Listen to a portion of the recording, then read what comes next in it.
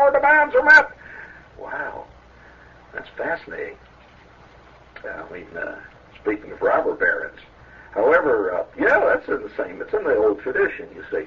So the medievalism of our city is one of the most fascinating sides of the city, and I don't think anybody's ever written a major piece on that. That our city is one of the last of the cities that clings to old things. It fights, say, for example, slum clearance, because it's considered, somehow it fights knocking down old houses along Hudson Street. We must preserve our past, they say, as if that's something to be preserved. Thousands of rat-infested warrens must be preserved at all costs. So it's caused our city, in the end, and I'm not anti the past, I'm merely saying that it's caused our city to become one vast, decaying, medieval in the sense that, that many of the buildings in this town were built, I'm talking about buildings that people live in, were built around the time of the Civil War. You didn't know that? Well, there's one fire station that I know of downtown in New York here. The firehouse was built. The firehouse, it's a working firehouse, 1861. And it was built as a firehouse in 1861. So that's, and I'm not saying there's anything wrong, but it's unbelievably inefficient in today's world because of a number of reasons. For example, bricks keep falling on guys' heads, for starters. But they have to prop it up. A lot of other problems of that type, and not to mention the cockroach problem. However, the clinging to the past in New York is part, I suppose, of the charm of New York on one hand. On the other hand, it's one of the reasons why New York has become almost impossible to operate. It would be as if you decided you were going to drive to work every day in a 1918 Willie's Night. It's a great idea, isn't it? Except for one reason. The Willie's Night of 1918 broke down on an average of every 15 minutes and had to be repaired. In addition to that, the tires on the Willie's Night blew out every 12 and a half miles. And so ultimately, driving to work every day in a Willie's Night would be an impossible problem, unless it was 1918 and everybody else was driving to work in a Willie's Night. So the problem of obsolescence is one of the major problems facing New York City. And I'm talking about physical obsolescence. And it clings to old-style politics, too, which are ethnic-oriented. In other words, instead of being city-oriented, they're ethnic-oriented. So you have this group wants this group wants that, and this group wants that, and ultimately no group gets anything. It winds up canceling itself out. And this is another old-style idea. Back years and years ago, 100 years ago, maybe 50 years ago, every city was that way. So the Irish vote was important in Chicago, or the Polish vote was important here and there. But it's only in New York where that's remained a really big operating entity. Again, it's a holdover from the past, when the people didn't consider themselves Americans, they considered themselves Polish or Italian or whatever it might be, and they wanted their thing. And the hell with the Poles, or the hell with the Swedes. They wanted their thing. So there still remains elements of that in other parts of the country, but that's largely disappeared in most parts of the country. Here it's flourishing, just as medievalism in a way is flourishing. The guilds, the footpads at night. Yes, that's all part of that. In a very real sense, much of the medieval corruption, which was very common. Cross thy palm with silver, magistrate, was the phrase. and this is very common in a city like New York, much more common than we want to admit it. In fact, whole TV series are being created on it, called Spreaker. It's based on corruption. It's a fascinating town. And as Earl Wilson always says, don't get me wrong, I love it. But you have to look at it in the face. And once you travel around a great deal, I don't think most New Yorkers travel much to other cities, unless they're resort cities. The average New Yorker will go to Miami. Or he will, and by the way, he'll be flown there, take a limousine to the beach. He thinks he's really visiting a city. But you'll find that other cities have recognized the problems of today, and they've decided that medievalism doesn't pay any longer in this age, in this time.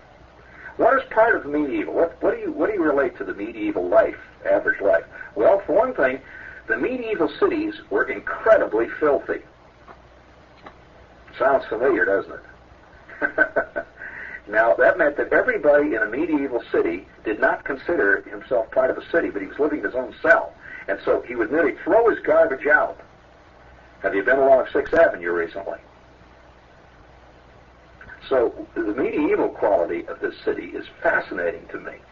At the same time, the medieval city was filled with artists,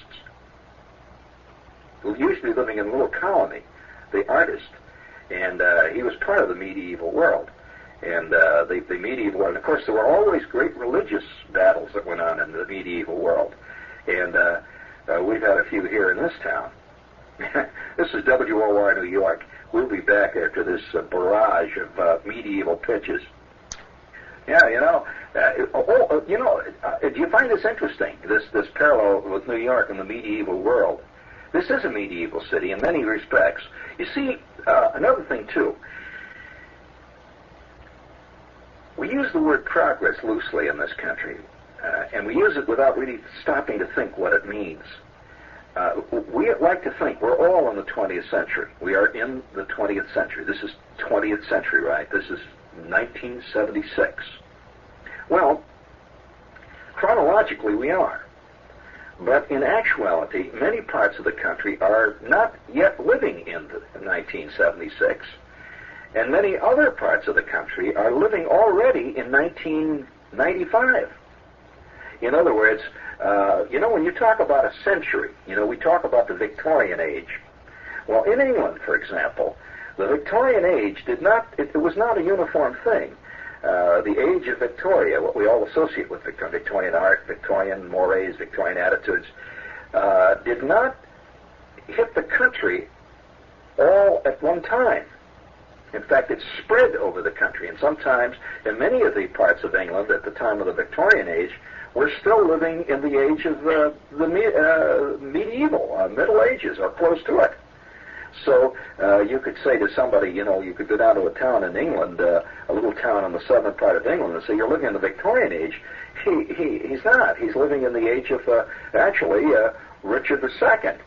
I mean, in his daily life. Now, in America, see, we tend to think America's, no, we're out of that. All that stuff is the past. Not so.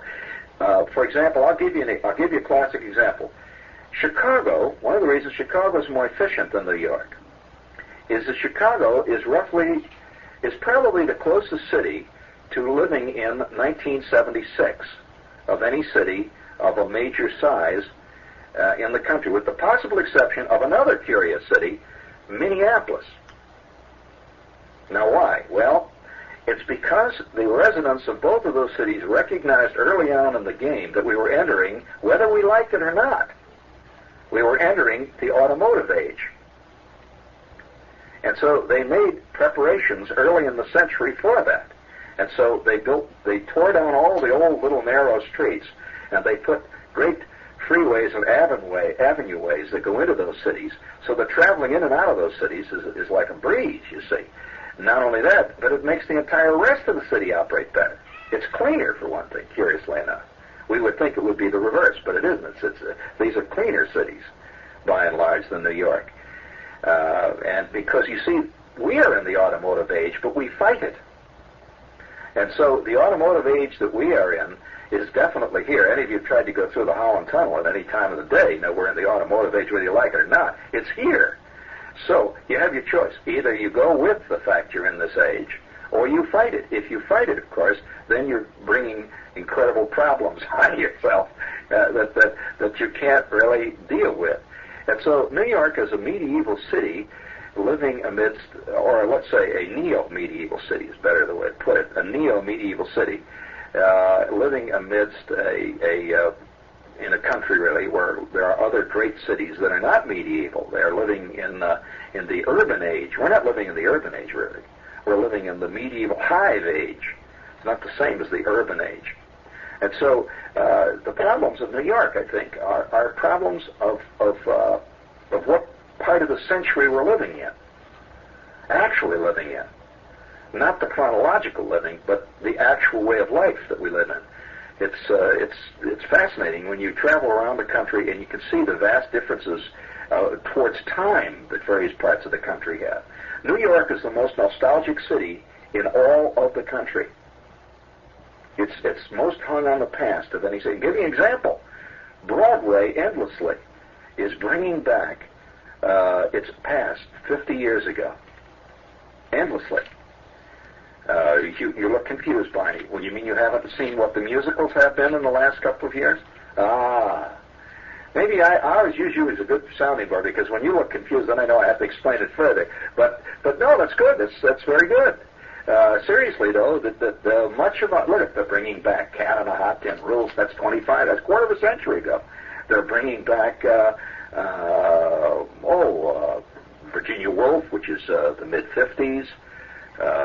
That's 20 years ago. They bring all this stuff. See, but it doesn't matter. You can bring specifics out. But it's been a whole wave going all the way back to the 1920s musicals that were a big deal here in this country. Not in this country, in New York, about 2 seasons ago. But there are hundreds of them. Now, if the rest of the country were to do this, we would consider that old-fashioned and out of date.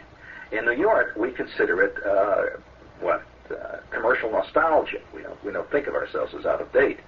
Now take this mess of Times Square.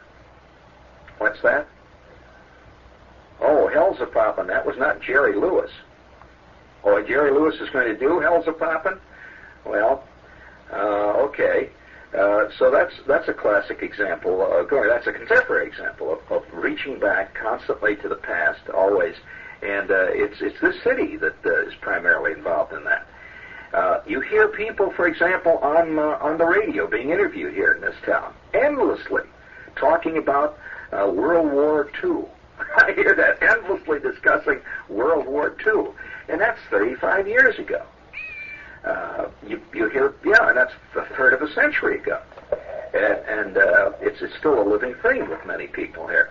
And so, and I'm not, arguing any philosophical reason for or against this, but the fact that what it ultimately results in is a city, really, that thinks like a city of 1941 thought, roughly.